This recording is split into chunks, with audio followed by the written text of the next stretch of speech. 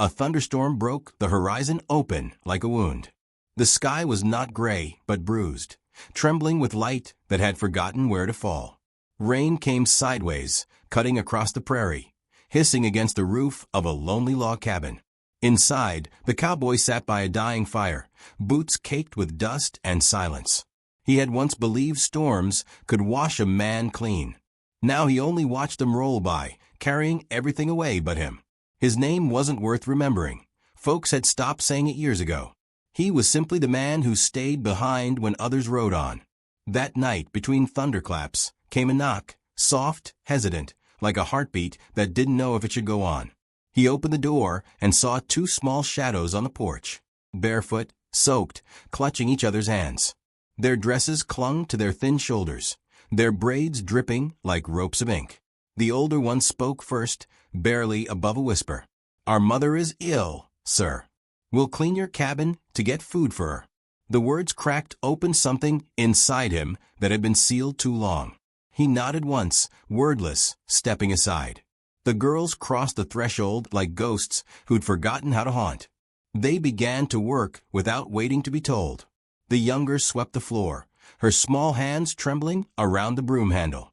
The older folded blankets with careful precision, as if every wrinkle might offend the house itself. The cowboy stood by the fire, watching. He wasn't used to the sound of small feet on his floorboards, to voices that weren't echoes. He told himself he let them stay because it was raining. But even as he thought it, he knew that wasn't the truth. He ladled stew from the pot, the scent of thyme and smoke filling the room. The girls didn't look up when he set the bowls before them, only murmured thanks, so soft they nearly vanished into the crackle of the fire. They ate slowly, with reverence, as though tasting memory. When they finished, the younger one leaned her head on her sister's shoulder and closed her eyes. He noticed things, the way their dresses had been mended again and again, threads of red and blue crossing like scars. The way they spoke to each other without words, one tilt of the chin meaning stay close, another meaning don't be afraid. Something about their quiet steadiness made the emptiness inside him shift, like the earth before a seed breaks through. He found himself speaking, without meaning to. "There's more stew if you want it." The older girl shook her head. "Mama, we'll be waiting." He hesitated, then wrapped a loaf of bread and a small jar of honey in a cloth. "For your mother," he said, placing it gently into her hands. Her eyes met his, dark, still, older than 7 should be, and for a moment he saw in them everything he'd forgotten: trust, need, and the fragile courage of the living. When they left, he followed from a distance, his hat pulled low against the rain. The trail wound down to the creek, where a thin curl of smoke rose from a makeshift tent. A woman lay near the fire, her face ghost-pale, hair tangled with wind and fever. The girls ran to her, kneeling beside her like two small angels too tired to fly. He stayed hidden among the cottonwoods, watching. The older one showed her mother the bread. The younger whispered something that made the woman smile faintly before coughing. It was a sound that didn't belong in this world, too fragile, too near the end. He turned back toward his cabin, the storm easing into silence. But he couldn't shake the image, that mother's thin hand brushing her daughter's faces, her love burning stubbornly against the dark. It haunted him more than any ghost ever could. That night, he sat at the table long after the fire had gone cold. He thought of the bread he'd given, of the look in the girl's eyes, of how the world still found ways to reach for him, even when he swore he'd buried his heart. The storm had passed, but something in him was still breaking open, slow and painful like thawing ground. He lay awake, listening to the wind against the cabin walls.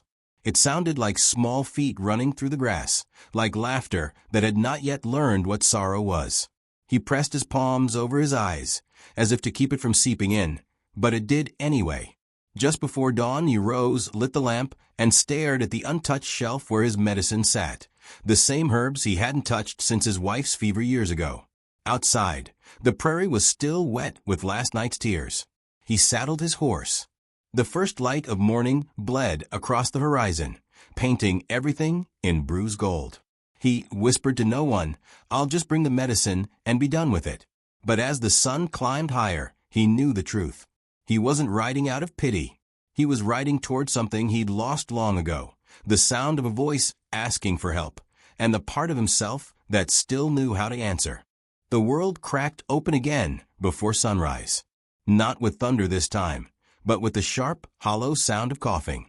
It came from the tent by the creek, the sound of life fighting to stay inside a body already letting go. The cowboy dropped to his knees beside her, his hands clumsy with worry. The girl stood near her shoulders, eyes wide, silent, as though silence could bargain with death. The woman's skin burned like fevered glass. She tried to speak, but her breath broke halfway to the words. He poured water between her lips, his fingers trembling. She smiled faintly, a ghost of gratitude flickering across her face. The storm from the night before had left the world washed raw, and everything smelled like damp soil and endings. He stayed through the morning, fed the girls, mended a torn patch of canvas, lit another fire. Each act felt small, almost foolish, against the enormity of what loomed in that tent. But the girls watched him with such fragile faith that he couldn't stop. He talked about nothing: the weather, the stubborn horse that refused to be tamed, the taste of wild berries in spring. His voice was a bridge between despair and hope, thin but steady. The mother listened, her eyes half closed, her hand resting over her daughter's hair. She looked not at him, but through him, as though she saw something kinder waiting beyond the horizon. By afternoon, the fever had deepened. He mixed herbs into tea and held the cup to her lips. She managed a few sips, then whispered something that made the younger girl cry. He couldn't hear the words. He didn't need to. The air around them carried the weight of what was being asked. When the girls stepped outside to fetch water, the woman turned her gaze toward him. Her voice was thin as smoke. "Promise me," she said. He wanted to ask what she meant, but the answer was already in her eyes. The fear of leaving them alone in a world that traded mercy for survival. He swallowed hard, his throat burning. "I will," he said, the words landing heavy and real. Her shoulders eased, the fight slipping quietly from her body. She looked past him then, her face softening into peace. By dusk, she was gone. The girls didn't scream. They simply pressed against her, small and shaking, as if warmth could call her back. He stood helpless, the sky deepening into bruised purple above them. The world had grown quiet again, too quiet. The kind of silence that remembers everything. He built a cross from fallen branches, carved her name as best he could. The girls gathered wildflowers, their small hands trembling. They buried her under the old cottonwood tree beside the creek. The wind rose once, gentle as breath, and then settled into stillness. That night, he took them back to the cabin. They slept beside the hearth, curled together under a blanket far too thin for three hearts learning to beat in the same rhythm. He sat by the window, watching the moon rise, guilt gnawing at him like an old wound. He had promised her he'd protect them, yet already he feared he couldn't. The prairie had its own hunger. It took what it wanted and left men hollow. He'd seen it happen too many times. Days bled into weeks. The girls found small ways to fill the silence, washing dishes, humming to themselves, plaiting their hair while he mended fences outside. They never asked for more than what he gave, yet every time he looked at them, he felt the ghost of their mother in their eyes. He tried to keep distance, but they kept closing it. A shared laugh over spilled milk. Tiny hands helping him plant seeds in dry soil. Each moment stitched him closer to a life he hadn't planned to live again. When autumn came, the cabin no longer echoed. There was music in the air now, the scrape of a broom, the murmur of lessons as he taught them to read by lantern light. One evening, the older girl asked if he believed their mama could see them from the stars. He wanted to say no, to guard them from false comfort.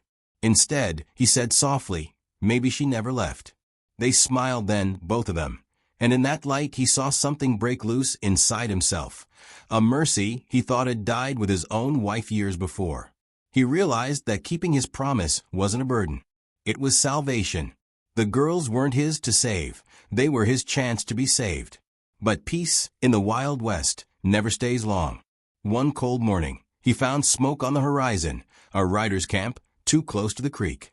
Footprints near the cottonwood. Someone had been there. He felt the air tighten, sharp as the moment before thunder. The past had come looking, and this time it wasn't mercy that rode with it.